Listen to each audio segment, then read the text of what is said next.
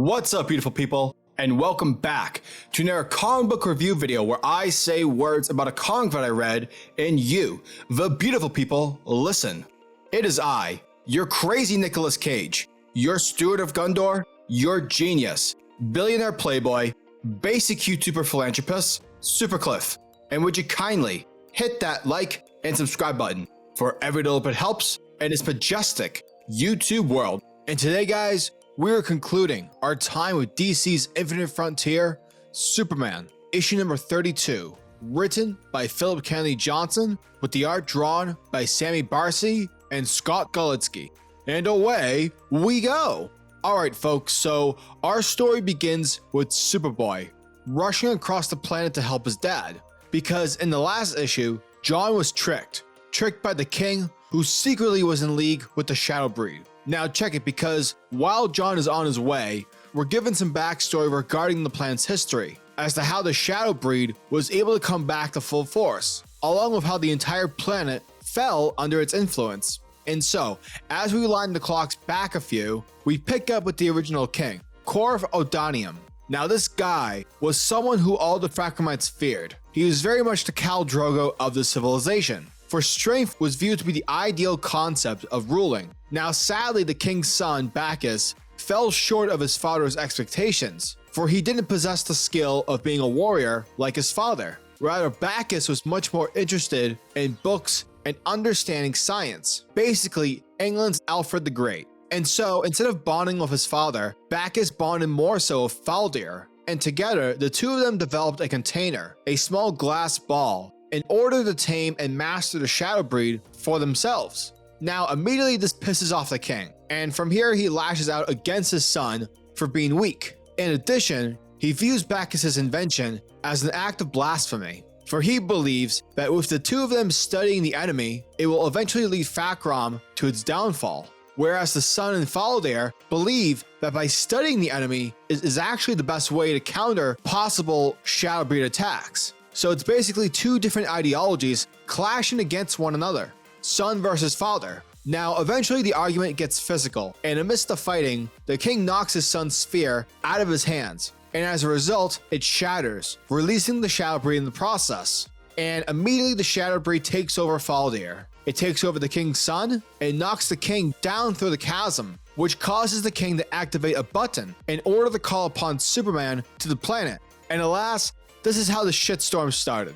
Now, this is where we pick up back in the present, where this mechanical machine is waking up, powered by the Shadowbreed, and this thing begins wreaking havoc upon everyone. And John, our boy, is trying his damnedest to take this mechanical monster down, whilst the civilians are running away, frantically in every direction. Literally, people are scared beyond anything at this moment. Now, whilst this confrontation is underway, John is calling out to his dad, but sadly it's to no luck. And suddenly, one of the possessed Fakkermites manages to get a hold on John, and as it's beginning to consume John, out of nowhere the planet's crust starts to burst, and sprouting forth is the DC Universe's symbol of hope, Superman. Superman busts through the planet's crust and manages to save his son from the Shadowbreed. Once our heroes are far enough away to catch a breath, Superman tells John that though he was able to hold off the Shadowbreed's control, Superman was inside its mind. And he tells John that everyone is alive. Billions upon billions of innocent people, all who have been consumed by the Shadowbreed, are alive. And they're all screaming, wanting desperately for someone to rescue them. Therefore, both Superboy and Superman decide to end this threat once and for all. Eventually, the possessed Faldir comes swooping down, whilst riding a giant demonic purple butterfly, and he begins to attack our heroes. But before anything bad can transpire, Bacchus comes through within his spaceship, and despite the king allowing the Shadowbreed to take over, he's had enough. Bacchus is no longer willing to sit idly by while this monster takes his planet. And so Bacchus calls out to both Superman and Superboy and tells them that Faldir's radiation bomb uses hyperviolet light between the ultraviolet and X-ray spectrums, because its construction was inspired by Superman's heat vision. However, Superman's heat vision doesn't possess that sort of nuance to make it work, but fortunately John's does, and that's how they're gonna win. That's how they're gonna stop the Shadowbreed. And so while Superman is fighting the Shadowbreed, getting its attention, John in the background is trying to find the right frequency in his heat vision. Eventually, John's able to find the correct version, and from there, John ignites his power, directing it towards the Shadowbreed, causing the monster to explode, similar to being struck by a bolt of lightning. Thus, as a result, the Shadowbreed is toast, literally by John's new ability, hyperviolet light. Afterwards, come the next morning, Superman and Superboy are saying their goodbyes, and whilst John is being hailed as the hero of Fakrum, Superman is told by Faldir that he's going to return to his own system for a time, and that he'll be taking Bacchus with him. Apparently back in the day, Corfodanium had exiled him prior to ruling Fakrum, prior to the one who fell from above. And so Faldir hopes that through this journey, Bacchus will find his own path, and that hopefully it's a path that is shared with people who will hopefully understand him better than those on Fakrum.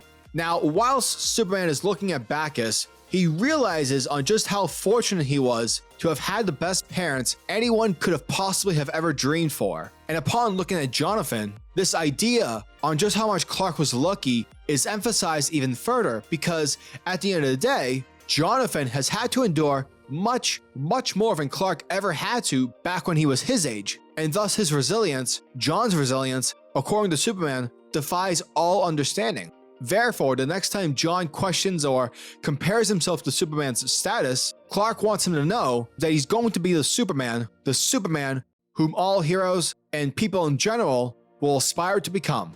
And that, folks, was Superman, issue number 32. And honestly, I thought this was a great ending to Philip Kennedy Johnson's short time on the main Superman book. It definitely sets up John's inner confidence in becoming Superman in a lovely way. Plus, the parallels between both John and Bacchus was really cool. John symbolizing the same message that his father represents, though he may confront an issue differently than perhaps Clark would. Whereas Bacchus, he's forced to conform to a certain way by his father, thereby not allowing any room to branch out or grow. So yeah, it was definitely a cool take in how one can perceive John as the new up-and-coming Superman. Sure, John will never be Kal-El Clark Kent, but at the end of the day, he doesn't have to. John needs to become his own Superman. It's a great message, both regarding sons and their fathers, but also Superman fans in general. Therefore, I cannot wait for Tom Taylor's Superman Son of Kal-El series coming later this July.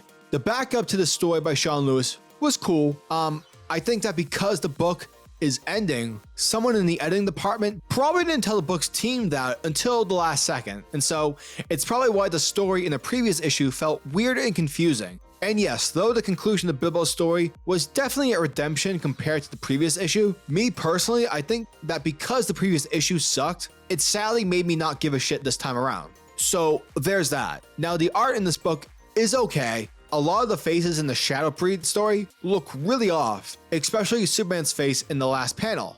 However, the colors are pretty slick, so kudos to that.